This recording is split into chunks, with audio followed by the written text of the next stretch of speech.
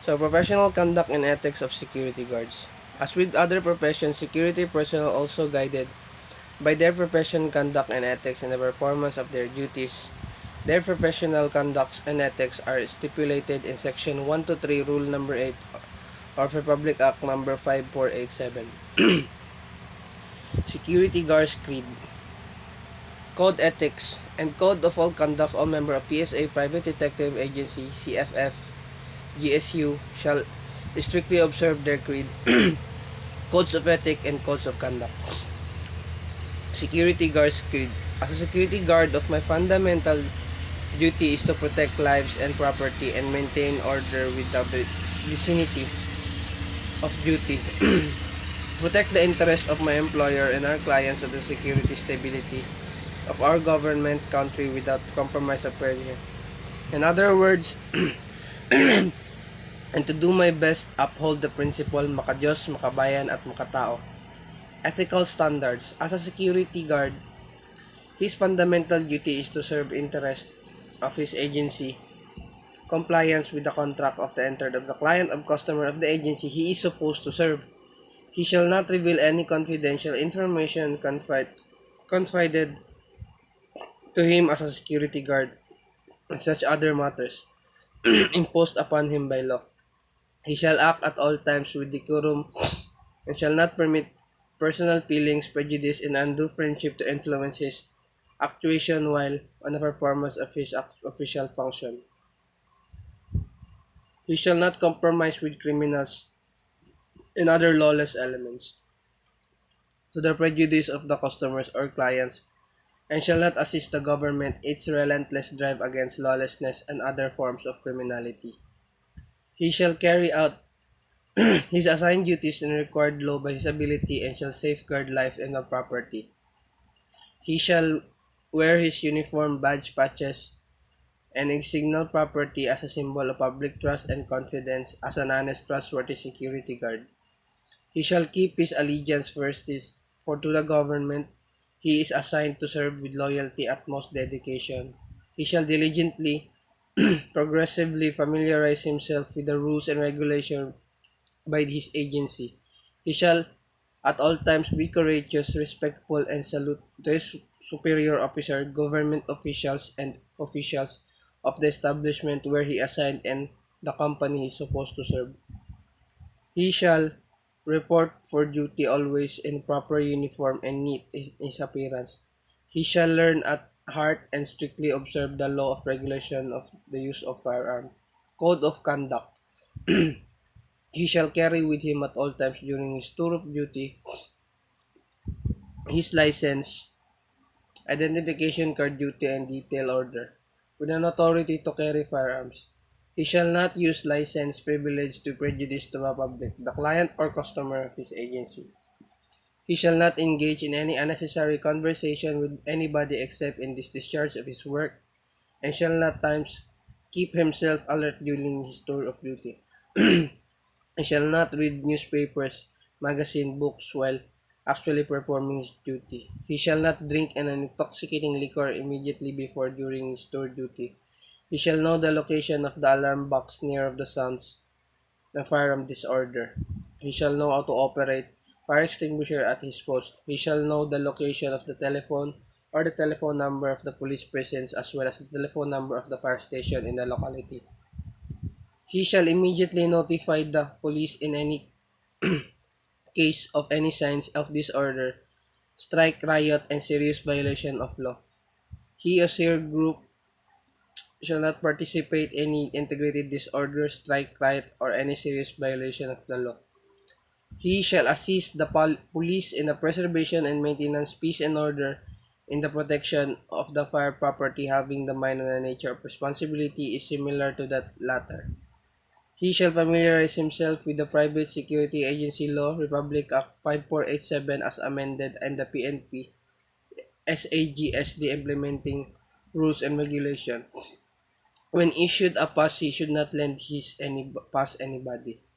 He shall always in proper uniform and shall always carry with him his basic requirements and equipment such as writing notebook, ball pen, nightstick, baton, or radio. He shall endeavor at all times to merit and worthy of the trust of the confidence of the agency represent and the client of the service. General orders.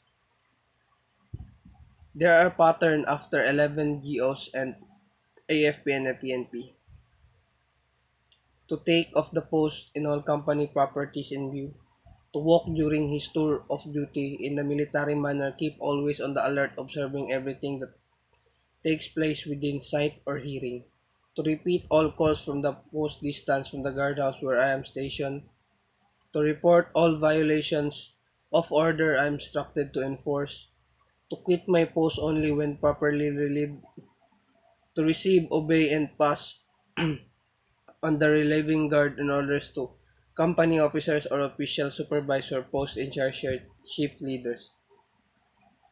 Talk to no one except line of duty. To sound or call the alarm in case of fire or disorder. To call the officers in any not covered in instruction.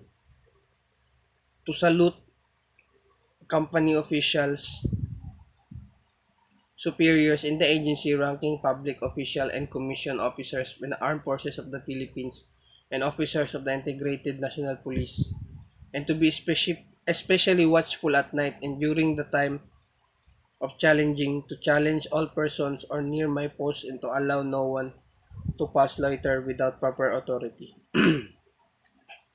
Professional Creed Code of Ethics of Conduct prioritized by PSA, CSF, and PGSU. The proprietors of security agencies do have their own creed, and the PSAs and the CFFs, FS, and the GSUS are also covered by their Code of Ethics and Conduct. Creed of Security Agency Proprietor, Codes of Ethics, Codes of Conduct for private security agencies, companies, for the security, government security unit. Security Agency Operators Creed. As a security agency proprietor, my fundamental duty is to serve the interests of my clientele and my security guard protection of the interests of the government. Adhere professionally in the conduct of my businesses without prejudices and compromises to human rights, and uphold constantly the law of and abide the rule of regulation set by the government in the code of conduct of my business. Ethical standards. As a licensed PSA CSF, it shall be prime concern to share others licensed agency and company security forces the burden of the responsibility and the upholding of the integrity of the private security profession at all times. Endeavor to fulfill their professional duties in accordance with the highest moral principle, always conforming to the precepts of truth, fairness, and justice. Contribute to the national welfare by securing and preserving industrial facilities of the country through competent guarding service. Promote the well-being of the guard through adequate wages and other emoluments. With faith and diligence perform their contractual obligation for the protection of life, limb, and property. Constant endeavor to raise equality standards, private security service. Continuously work with the assist of the law enforcement agencies and preservation of peace and order in the country. Code of Conduct. They shall at all times adhere to professional and refrain from practice that negate best interest of the private security service industry. They shall always consider that unity in profession is vital and paramount for the attainment of common objectives. They shall not use deceitful means, misrepresentation in all their business transaction to this end. They shall not indulge cutthroat competition by undercutting the existing contract rate between the PSA or the client in a minimum contract of prescribed under the PADPAW memorandum. They shall pay their guards accordance to the rate fixed by law. They shall not impose any unauthorized deduction on the guard's earning. They shall not obstruct freedom of guard to seek employment elsewhere as they choose, subject to existing laws. Even when a prospective clients with existing company security force call bids for additional security guards, all bidding security agencies all observe the principles of equal pay for equal work considering the rate of pay. They shall endeavor the raise of standard service in the security profession through incentives and in-service training. They shall establish an adequate library, books, magazines, and other publications on the security subject. They shall always be truthful and accurate in reports inquired by the SOSHA and the other competent authorities.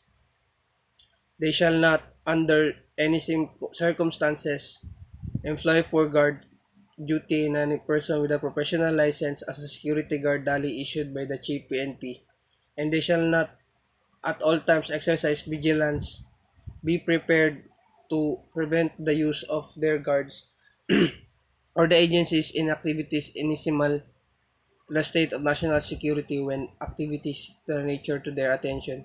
They shall, as matter of duty, render an appropriate report to the Philippine National Police authorities. So, personal security. The definition of personal security includes the matter of measure designed prevent unsuitable individuals or person doubtful loyalty to the government. Scope and purpose. Personal security generally embraces such as measure as personal security investigation, security orientation, indoctrination, and education as well as the ensure of the prevention of unsuitable individuals. Principle. So principle, just any other technique. Security must start from given foundation or basic. This basis shall be referred to as principle of security. Security principles are normally disseminated by the regulation of directives to ensure uniformity of purpose. The security chain. Personal security is the weakest link in the security chain. The weakest can be minimized or eliminated by making personal security conscious through good training program. So be controlled personnel. Access to restricted areas can be partially controlled by the fences, gates, or other physical means, but the individual working in the area is the key to the bringing of the classified matters to unauthorized personnel. Written and the information does not have any power of speech. It is the individual responsibility to ensure knows the security safeguard and his commander's responsibility to motivate each individual to ensure that he comply this procedure and safeguards. It is instruction to security procedures, principles and concept values and practicing the need to know concept. So objective of personal security.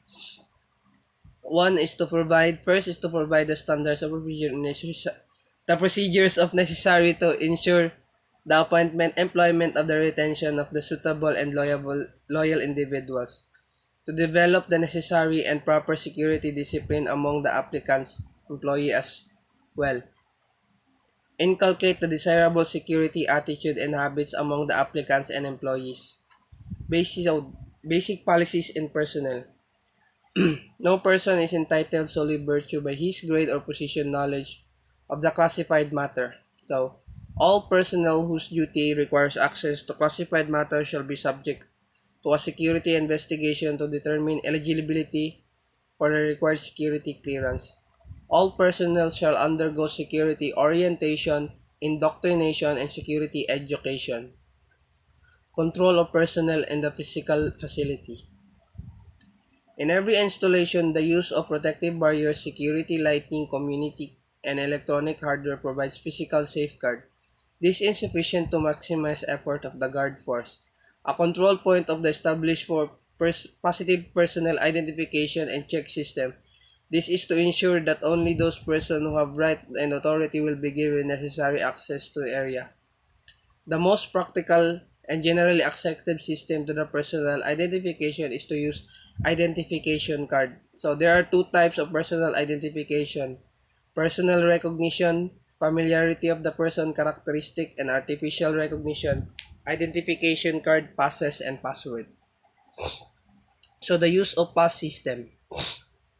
Single pass system badge coded for the authorization to enter a specific area issued to an employee who keeps it in possession until his authorization is terminated. Pass exchange system. An exchange takes place at the entrance of each controlled area upon leaving the personal surrender his badge or retrieve his back his identification. And multiple pass system measure of security by requiring this provide an exchange take place at the entrance. So badge and pass control. The system should complete all records all badges and identification card issues returned, mutilated or lost by the serial number of cross indexes alphabetically. The supervisor from time to time is the accuracy of the authenticity should check the list, passes and badges reported and lost should be validated and security entrants be informed through conspicuous posting. Visitors movement. Security should establish proper methods or establishing authority for admission of visitor as well as the limitation threat. Visitor number one is the visitor's logbook, and all visitors log to any facility should be required identify themselves should be given visitor's ID by the security. Photograph taking of photograph should also be considered. Extreme caution must be exercised areas where classified information is displayed to prelude unauthorized taking pictures of the installation. Escort. Escort if possible visitors should be escorted by the security to monitor their activity within the establishment. Visitors' entrances separate from the visitors' employees' establishment should be provided. Time traveled if the is a long delay or time lapse between the departure and arrival, the visitors may be required to show us for the delay. So there are also package movement control. So no package shall be authorized to be brought inside industrial installation, office and work area without proper authority. The basic percept should reduce to not eliminate pilferage, industrial espionage or sabotage. Outgoing package carried by the personnel closely inspected and those vehicles also be checked, as many pilfered items are hidden in the surface vehicle leaving the compound.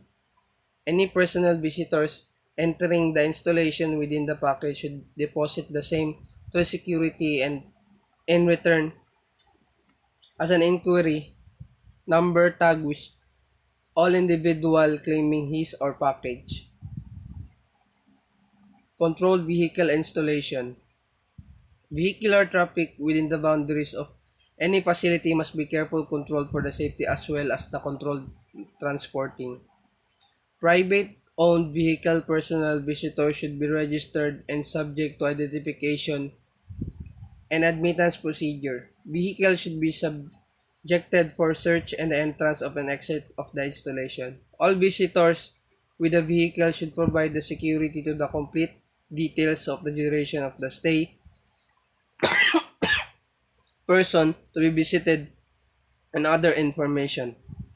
All vehicle of visitors should be given sign or sticker be placed on the windshield. Traffic warning signs must be installed in the entrance in the visitors in their destination as well as to provide them with necessary safety precaution. So building access control.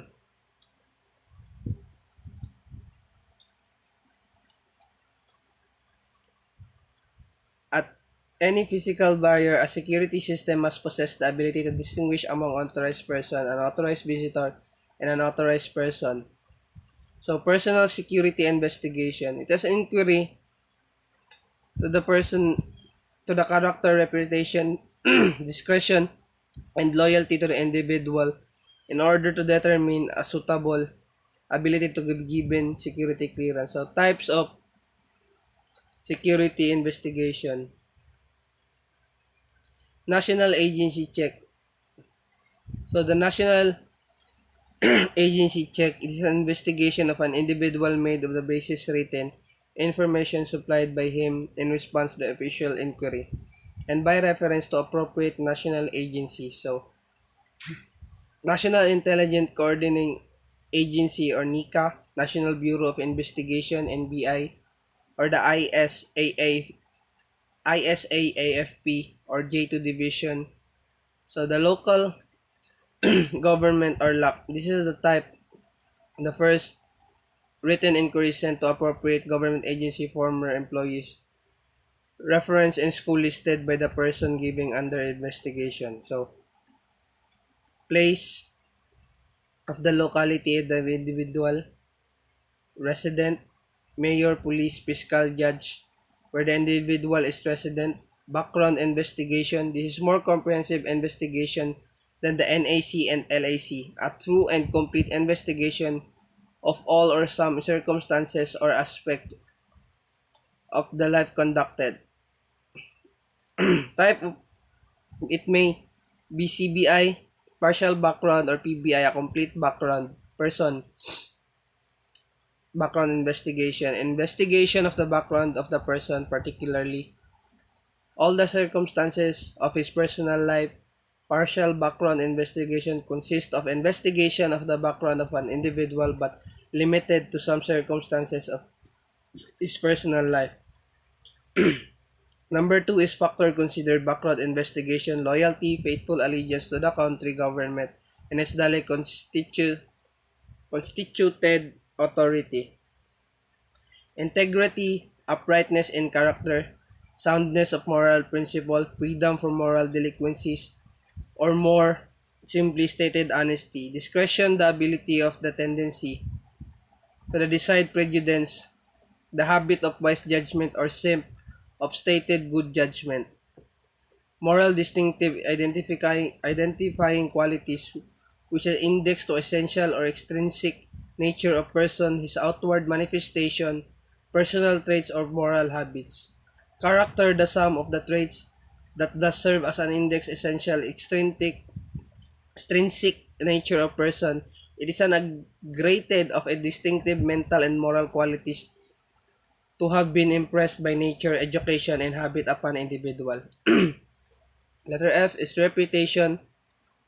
Reputation, opinion, or estimation is which one is generally held. It is what one reported to be, whereas character is what person is. And that's all.